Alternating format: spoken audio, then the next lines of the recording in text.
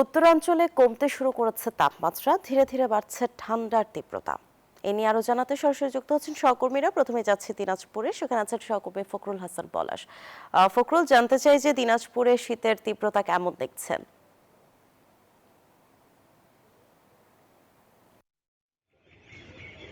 জানিয়ে রাখি যে দিনাজপুরে গত কয়েকদিন ধরে কিন্তু শীতের যে তীব্রতা সেটি কিন্তু অনেকটাই বেশি পরিলক্ষিত হচ্ছে এবং পাশাপাশি আপনাকে জানিয়ে দেয় যে হিমেল বাতাসে কিন্তু জনজীবন বেশ কাহিল হয়েছে। তবে একটু স্বস্তির বিষয় এটি যে আসলে দিনের বেলায় পর্যাপ্ত রোদ থাকায় কিন্তু সারাদিনই শীতের যে তীব্রতা সেটি কিন্তু অনেকটাই কম উপলব্ধি হচ্ছে।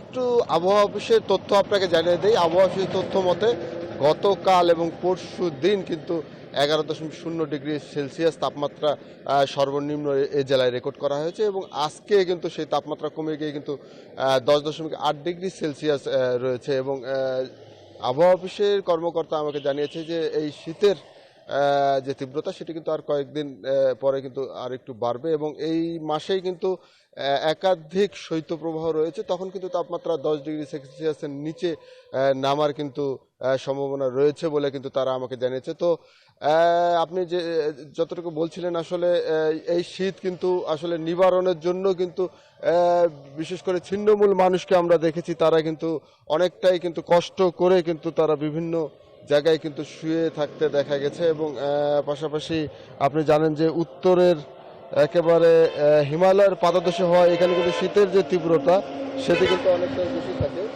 এবং আরেকটি জিনিস আপনাকে জানিয়ে রাখি যে আবহাওয়া অফিস বলছেন যে আসলে বাতাসে আর্দ্রতা বেশি থাকায় কিন্তু এই শীত অনেকটাই বেশি কিন্তু উপলব্ধি হচ্ছে। তো এই এই যে যে দিনাজপুরের যে অবস্থা সেটি যদি আপনাকে আরেকটু জানাতে চেষ্টা করি যে প্রতি বছরই আমরা দেখেছি এখানে কিন্তু শীতের দারুণ কিন্তু কষ্টে থাকে বিশেষ করে খেটে খাওয়া মানুষ এবং পাশাপাশি কিন্তু আমরা দেখেছি যে যেসব গ্রাম অঞ্চলে রয়েছে সেখানে কিন্তু আসলে যেটি দেখা যায় যে আসলে কুয়াশার পরিমাণ অনেকটাই বেশি থাকে। তো দিনাজপুর শহরের দিকে আমরা কিন্তু কুয়াশার পরিমাণ অনেকটাই কম দেখছি এবং বিশেষ করে আঞ্চলিক এবং মহাসড়কগুলোতে আমরা দেখেছি যে যানবাহন কিন্তু একেবারেই হেডলাইট জ্বালিয়ে কিন্তু দিনের বেলাতেও দেখেছি আমরা যে একেবারে হেডলাইট জ্বালিয়ে কিন্তু তারা চলাচল করে বিভিন্ন যানবাহন। তবে সেই রকম কুয়াশা কিন্তু এবছর এখন পর্যন্ত আসেনি এবং আবহাওয়া অফিস বলছে যে কুয়াশার পরিমাণ যখন বাড়বে তখন দিনের বেলা যে সূর্যের পরিমাণ এবং প্রকোপ সেটি কিন্তু অনেকটাই কম থাকবে। তখন কিন্তু আসলে শীতের যে তীব্রতা সেটি কিন্তু অনেকটাই মানে মানুষের সাধারণ কাজ যেটি আছে সেটি ব্যাহত করবে এবং বিশেষ করে আমরা কিন্তু হাসপাতালগুলোতেও অনেকটা খবর নিয়েছি। হাসপাতালে রোগী কিন্তু তুলনামূলক কিছুটা বাড়লেও ডাক্তার এবং সংশ্লিষ্ট যারা রয়েছেন তারা বলছেন যে আসলে সেভাবে উদ্বিগ্ন হারে উদ্বিগ্ন হারে কিন্তু সেভাবে বাড়েনি এবং সেটি কিন্তু আসলে অনেকটাই শীতের উপর লক্ষ্য করে। শীত যদি বাড়ে সেই ক্ষেত্রে কিন্তু রোগীর পরিমাণও কিন্তু বাড়ে এবং ঠান্ডাজনিত যেসব রোগ রয়েছে বিশেষ করে সর্দি কাশি সেগুলো কিন্তু বয়স্ক এবং শিশুদের বেশি দেখা যাচ্ছে বলে কিন্তু ডাক্তাররা আমাকে জানিয়েছে। তো দিনাজপুর থেকে এই ছিল আমার কাছে সর্বশেষ। এখন চলে যাব পঞ্চগড়, সেখানে রয়েছে সহকর্মী সরকার হায়দারের কাছে জানবো সেখানকার শীতের অবস্থা। সবশেষ শীতের অবস্থা জানাবেন হায়দার।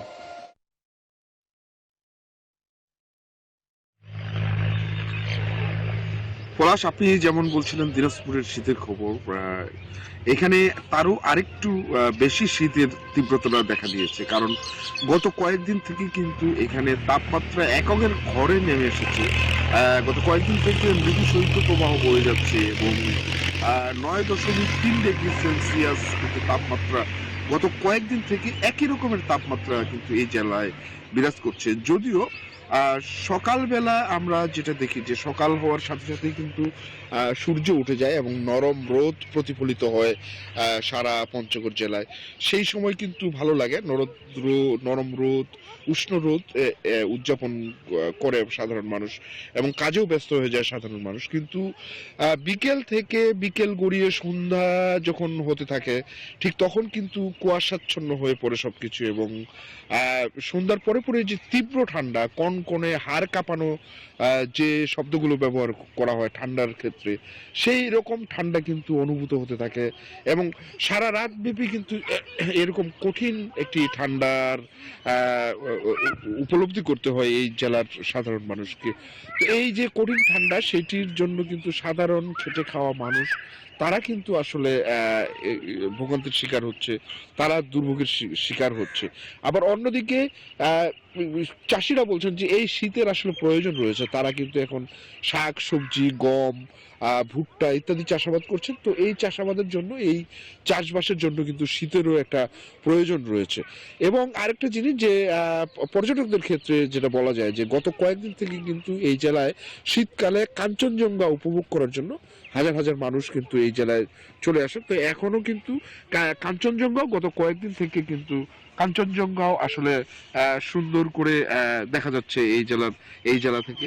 আর ডাক্তাররা যেভাবে বলেছে যে শিশু এবং বয়স্করা নানা ধরনের রোগে আক্রান্ত হচ্ছে।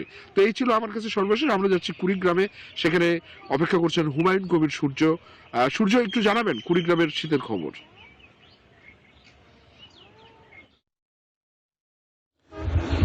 হ্যাঁ হায়দার, আপনি যেটা বলছিলেন, আসলে হেমন্তের এই শেষ সপ্তাহে কুড়িগ্রামে শীতের দাপট কিন্তু বেড়েছে। বিশেষ করে সন্ধ্যা থেকে এবং সকাল পর্যন্ত হিমেল ঠান্ডা হওয়া এবং কুয়াশা, এ সময় মানুষ বাইরে বের হলেই তারা একটা ঠান্ডার মধ্যে পড়ে যাচ্ছে। এমনিতেই দিনের বেলায় আবহাওয়া অনেক উষ্ণ থাকে এবং আজকে যদি আমরা তাপমাত্রার যে তথ্য পেয়েছি তাতে দেখা গেছে সর্বনিম্ন তাপমাত্রা আজকে রিপোর্ট করা হয়েছে 12 ডিগ্রি সেলসিয়াসে এবং গতকাল তাপমাত্রা ছিল 13 ডিগ্রি সেলসিয়াস। 12 থেকে 15 ডিগ্রি সেলসিয়াসের মধ্যে কুড়িগ্রামের তাপমাত্রা অবস্থান করছে।